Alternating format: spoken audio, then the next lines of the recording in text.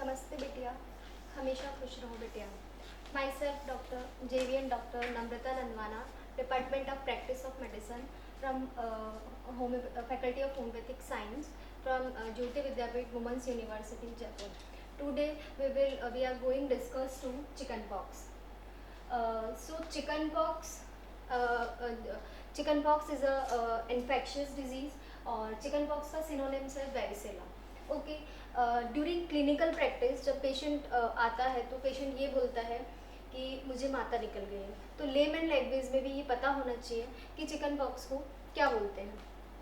सो वैसिस का सिनोनिम्स है वेरिसेला और इसका पॉजिटिव एजेंट है प्राइमरी वेरिसेला जूस्टर वायरस.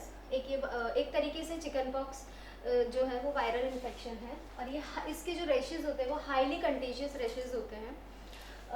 इसका मोड ऑफ ट्रांसमिशन है वो through respiratory tract by droplet infection और aerosols and may be direct contact. Direct contact से ऐसे हो सकता है कि जो भी उसमें डिफरेंट टाइप्स ऑफ रेशेस मिलते हैं लाइक मैक्यूल,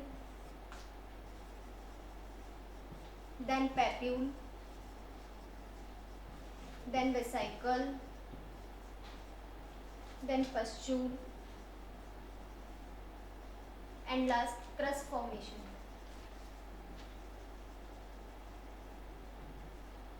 तो इन इरप्शंस में से जो भी वाटर डिस्चार्ज होगा वो उसके थ्रू से डायरेक्ट कांटेक्ट हो सकता है. इंक्यूबेशन पीरियड इसका 2 वीक्स का होता है. और इंक्यूबेशन पीरियड क्या होता है? इंक्यूबेशन पीरियड वो पीरियड होता है जब इन्फेक्शन एंटर करा और जब क्लिनिकल सिम्टम अपीयर हुए पेशेंट में, वो जो बीच का गैप है, जो बीच का जो पीरियड है उसे बोलते हैं इंक्यूबेशन पीरियड. अब चिकन पॉक्स में मेनली क्या होता है? फीवर होता है. और वैसे चिकन पॉक्स जो डिजीज़ है वो एक तरीके से सेल्फ लिमिटिंग डिजीज़ है. 2 to 3 वीक्स में कम्प्लीटली जो रैशेस होते हैं वो डिसअपियर हो जाते हैं. अब इसके क्लिनिकल फीचर्स मेनली क्या क्या होते हैं?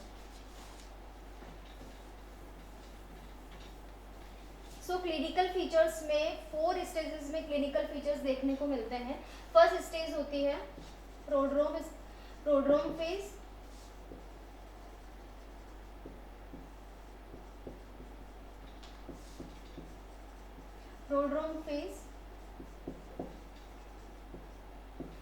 फेज वो होती है, इसमें मेन कैरेक्टरिस्टिक्स फीचर्स नहीं मिलते. मतलब डिजीज की स्टार्टिंग कैसे हुई, कैसे सिम्टम्स स्टार्ट हुए हैं, फर्स्टली क्या सिम्टम्स अपीयर होगा, वो होती है प्रोड्रोम फेज में. पेशेंट को सबसे पहले क्या दिक्कत होने लगेगी? फीवर आएगा.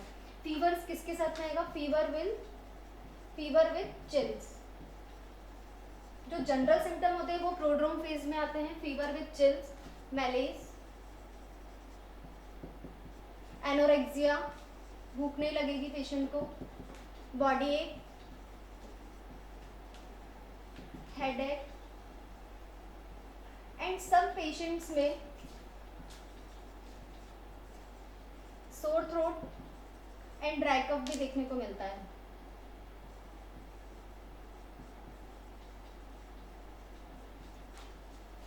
This is prodrome phase. ना जो मेन सेकंड नेक्स्ट जो फेज आती है वो है रैशेस. This is important. जो रैशेस है ये सब कहाँ पे सबसे इसका जो मेन साइट अफेक्शन है वो कहाँ पे है? तो चिकन पॉक्स के जो रैशेस होते हैं वो सबसे फर्स्ट अपीयर होते हैं फेस पे, then scalp, then trunk and rapidly spreading trunk to extremities. और विद इन 24 आवर्स में ही ये रैशेस पूरी होल बॉडी में अपीयर हो जाते हैं. जैसे मैंने बताया कि रैशेस का मेनली क्या रहता है, तो रैशेस का जो मॉर्फोलॉजिकल अपीयरेंस है स्पेशली चिकन पॉक्स का, morphological appearance of rashes of chicken pox, उसका जो कलर रहेगा वो पिंकिश रहेगा. Pinkish colour of macule, then macule से वेसिकल बनेगा, वेसिकल से मैक्यूल के बाद पैप्यूल बनेगा, देन वेसिकल बनेगा, देन उसमें पस फॉर्मेशन होगा तो पस्टुलर इरप्शन फॉर्म होगा,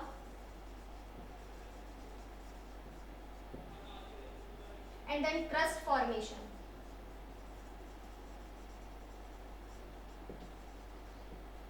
दिस इज क्लिनिकल फीचर्स की जो नेक्स्ट फेज है वो रैशेस। देन उसके बाद फीवर।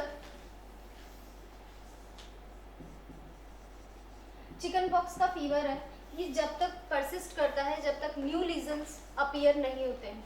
जैसे जैसे न्यू लीजन्स अपीयर होते हैं तब तक परसिस्ट रहता है।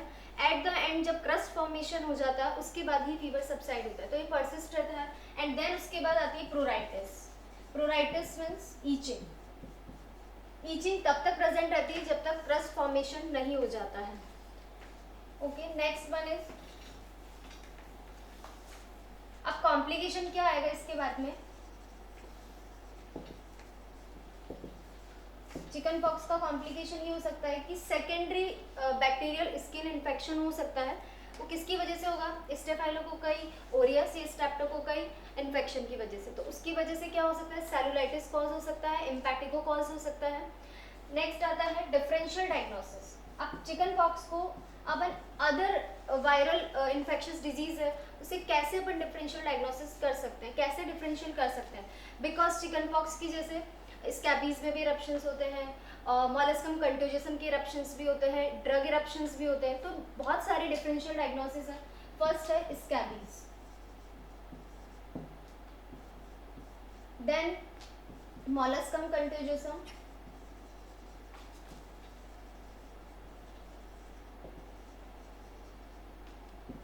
ड्रग इरप्शंस,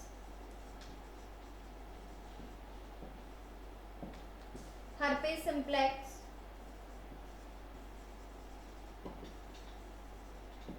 बिकॉज स्किन के केस में डिफरेंशियल डायग्नोसिस करना बहुत ज़्यादा इंपॉर्टेंट है, क्योंकि चिकन पॉक्स में ऐसा कोई स्पेसिफिक इन्वेस्टिगेशन नहीं है जिसके थ्रू अपन ये डायग्नोस कर सके कि ये कन्फर्मली चिकन पॉक्स है।